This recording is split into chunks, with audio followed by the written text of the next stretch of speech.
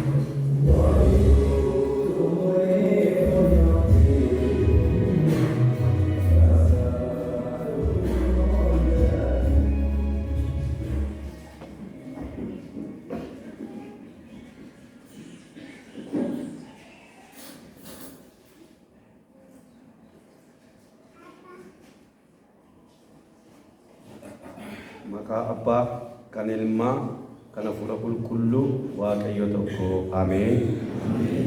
Amantoonni waldaa keenya waldaa Makaana Burqaa Gaarii keessummoonni illee unu wajjin Waaqayyoon waaqeffachuudhaaf dhuftan akkam bultan. Waaqayyo Gooftaaf galanni haa ta'u. Nama kanaa waaqeffannaa keenya isa idilee yerootti walii wajjin eegalluudha. Kanaafuu macaafaa faarfannaa galata Waaqayyoo irraa faarfannaa 5 fuula 2 kan jiru walii wajjin faarfachuudhaan sirna waaqeffannaa keenya eegalla. Macaafaa galata Waaqayyoo irraa faarfannaa 5 akkas jennee Waaqayyoon faarfanna. Karaa Waaqayyoo irra deemaa mana Waaqayyootan ol seenaa waan naaf godhu immoo inni beekaa jennee Waaqayyoon faarfachuudhaan eegalla. Walakkaa fuudhamee jedhama. Karaa Waaqayyoo irra deemaa mana Waaqayyoo ol seenaa waan naaf godhu immoo inni beekaa.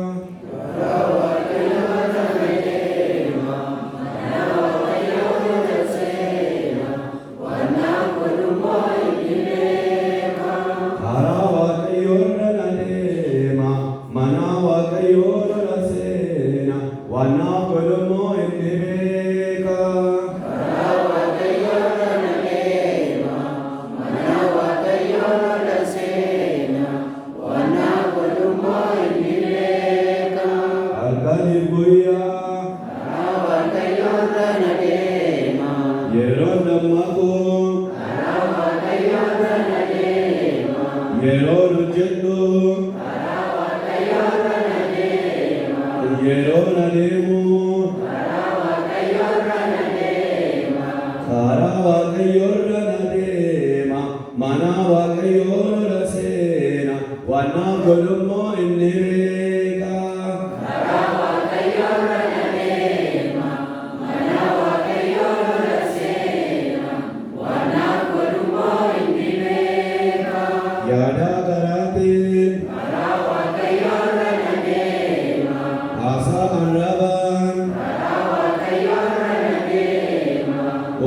harkaatiin jireenya kootiin karaa Waaqayyoorra na deema mana Waaqayyoo na seena waan naaf godhummoo inni beeka. Karaa Waaqayyoorra na deema mana Waaqayyoo na seena waan naaf godhummoo inni beeka.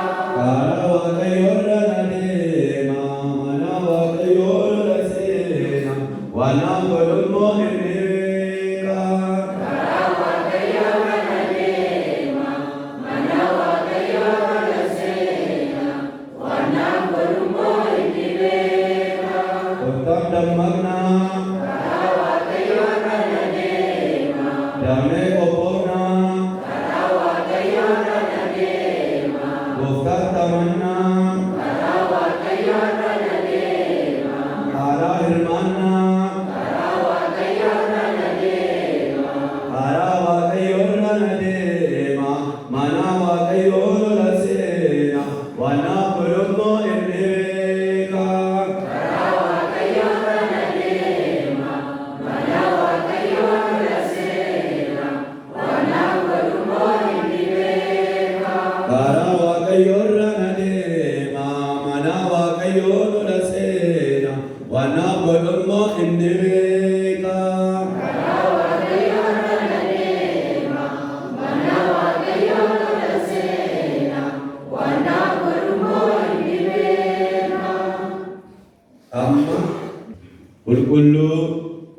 Qulqulluudha Waaqayyo Gooftaan machaa. Hoosaa'inaa mootiin inni maqaa Waaqayyo Gooftaatiif dhufu galateeffamaadha. Nagaan Waaqa irratti Gooftaan ol Waaqa gubbaatti. Waaqayyo Gooftaan isa qulqulluu mana qulqullummaa isaa keessa jira. Teessoon isaas Waaqadha. Garaa qabaadhaa fi hafuura gaddeebi'aa kan qabanutti dhiyoodha. Warra gaddanii cubbuu isaaniitti matanii hin dhagaa. Kadhata isaaniis hin dhaggeeffata. Kanaaf kottaa amantii kan galateessoo ayyaana isaatti dhiyaanne Waaqayyoon Gooftaa keenya hin kadhanna. Yaada garaa keenya gara Waaqayyootti deebisnee cubbuu keenya Waaqayyootti mannee daddarbaa keenya Waaqayyootti mannee waa Waaqayyoo jettee jireenya keenyatti gaddee waa Waaqayyoon Gooftaa gaddisiisnee karaa isaa daandii isaa irraa sirraa ceenee amala keenya sadadhabaadhaan ilaalcha keenya sadadhabaadhaan qalaba keenya saaduu gama qabnee karaa hojii keenyaan isa waamne ilaalee hawwee irra'ee barruu Waaqayyoo irraa isitti gaachisee garaa labbaa keenya akka inni nutti gaddeeru godhee ani isin fayyisuu dadhabee miti isiniif ana gidduu cubbuutu gane malee jedha Waaqayyo. Mee obboloota akka dhuunfaatti ganama kana Waaqayyoon dubbadhaa. Mee wajjinaa saatti agarsiisaa banaa balbala laphee keessanii gara mana Waaqayyootti gaafa galtu ijji tabaana miila kee eeggadhu. Waaqayyoodhaaf sagaduudhaaf isa ulfeessuudhaaf isa qulqulleessuudhaaf ol gali. Baanni miila keenya maal fakkaatu torban kana isa tolaallee innoon amanamee isa tokkannee innoon ganne maal fakkaata jireenyi koo maal fakkaata jireenyi keessan kottaa abbaa qulqulluu kana kottaa abbaa dhugaa kana kottaa nattaraara jedhaa Waaqayyoon nattaraara jedhaa Gooftaan nattaraara jedhaa dhalli kee si galanaan qabu si galanaan mijatu si haaraan nan baasu si haaraan ceesisu gaafa cubbuu kootti kufutu annatti dhiyaata salphina annatti dhiyaata.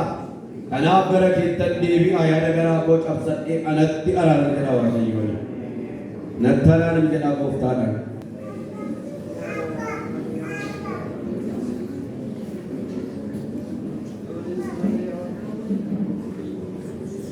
Nattaraara jedha deeqaa tokko obbiran dabarsinaa carraa gaarii na kun. Eenyu qabadu nyuun barbaadu fedha Waaqayyoo miti.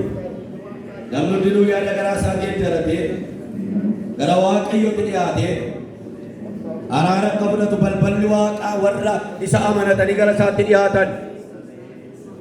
Awwaara miilla isaanii warra ofirratti arganii narraa dhadhee jedhanii gara of cabsanitti balballi Waaqayyoo banamaa waan ta'eef kanaaf Waaqayyoon natti araarami jedha. Naa dhiisi jedha.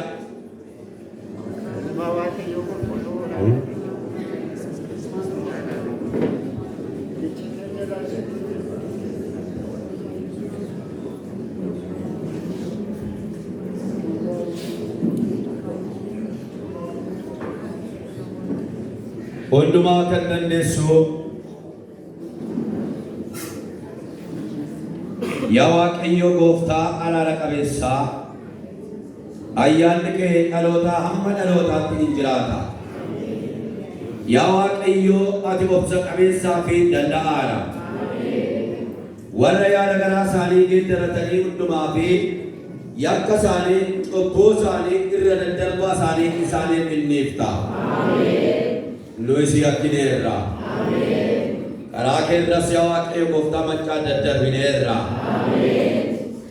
Yaada garaa keenyaan yaa Waaqayyo Gooftaa maccaa si yakkineerra. Kanaaf jaalala kee fi gaarummaa kee argachuuf yaa Waaqayyo nuti kan taanu miti. Egaa yaa Waaqayyo nu maali malee cubbuu keenya nutti hin lakkaa'in. Yaa Waaqayyo abbaa keenya isa qulqulluu maqaa keetiif jettee ati nu gargaari. Nu baay'isi. Cubbuu keenyatti nu dhiqi. Yakka keenya nurraa kaase. Cubbuu keenya hundumaa nuuf dhiisi malee akka yaa Waaqayyo Gooftaa maccaa qajeelummaa keetu nutti hin baranin. Jireenya keenya isa cubbuu keessa buute yaa Waaqayyo akka qajeelfannuuf Gooftaa keenya Yesuus Kiristoosiin jireenya bara baraa akka argannuuf maqaa ilma kee Yesuus Kiristoosiin ganama kana nu qulleesse. Araarri kee yaa Waaqayyo nurra dhangala'a. Ifamni kee nurra dhangala'a.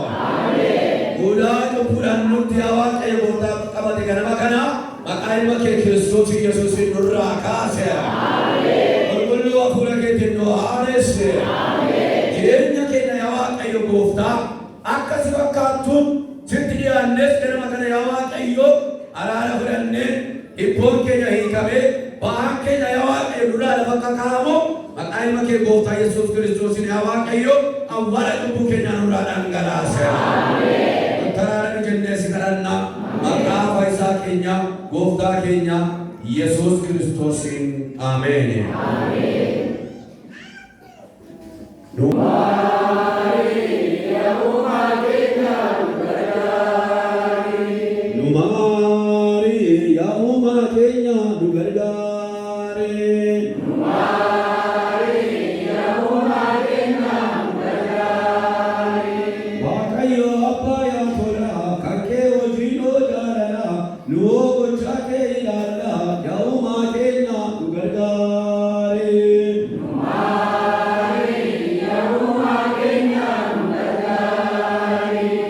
Mari, ya umat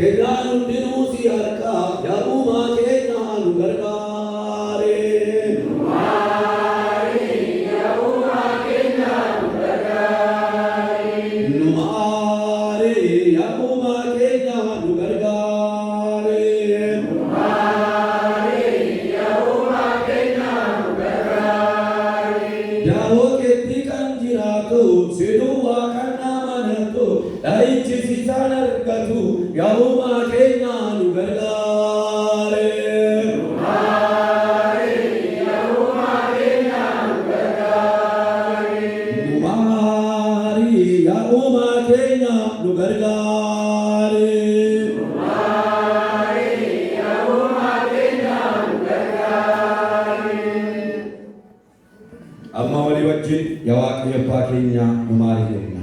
Yaa Waaqayyo abbaa keenya nu maari, cubbuu keenyas nu dhiisi, jireenya bara baraattis nu geessi. Ameen.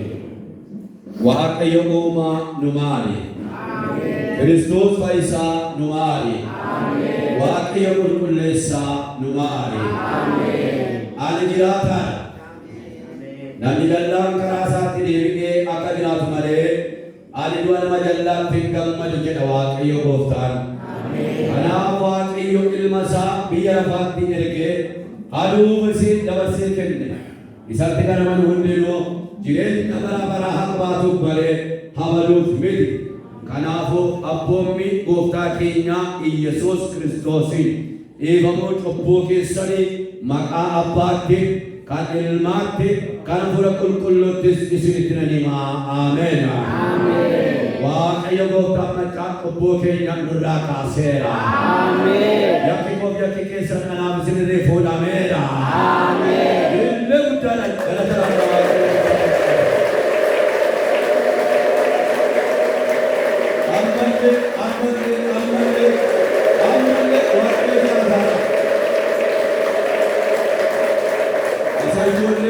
utuu marasoote utuu seesi utuu malleessaa fi irra keenya kaleessaa utuu nuti lakkaa'in warra garaa isaanii qabsanii gara isaatti dhiyaatan hunduma keessan Waaqayyo Gooftaan maccaa moofaa abaarsaa nurraa kaaseera.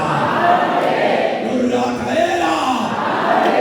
Ammayyuu haa dhaga'u walii keenya kan deemu, ammayyuu haa dhaga'u salphina keenya kan deemu, araarri kan deemu.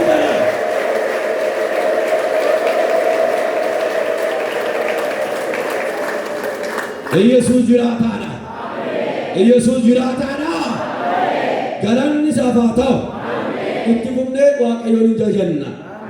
Abbaaf ulfinni haa ta'u. Ilma isaatiifis Hafuura Qulqulluufis jalqaba akka ture ammas darbee bara hamma bara baraatti. Ameen. Waaqayyo si wajjin haa ta'u.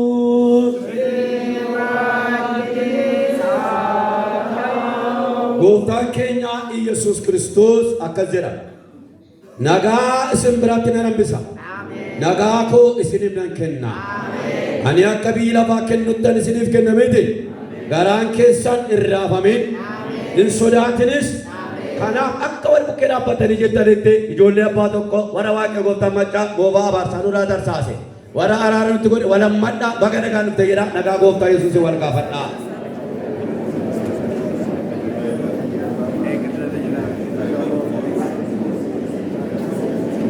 Sirriitti garaarraa warra nagaa isaanii seexanni sarbillee warra nagaa isaanii seexanni duraa hatee turerree amma ijjisaa lafa ilaalu walammadhaa garaarraa walitti gammadaati.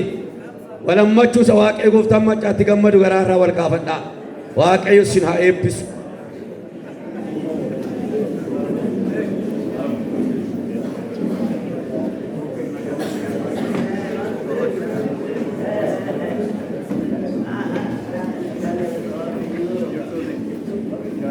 Waaqayyoof galanni haa ta'u. Inni nagaa nuu kenne ulfina haa fudhatu. Inni nagaa nuu kenne hooqubaa haa fudhatu.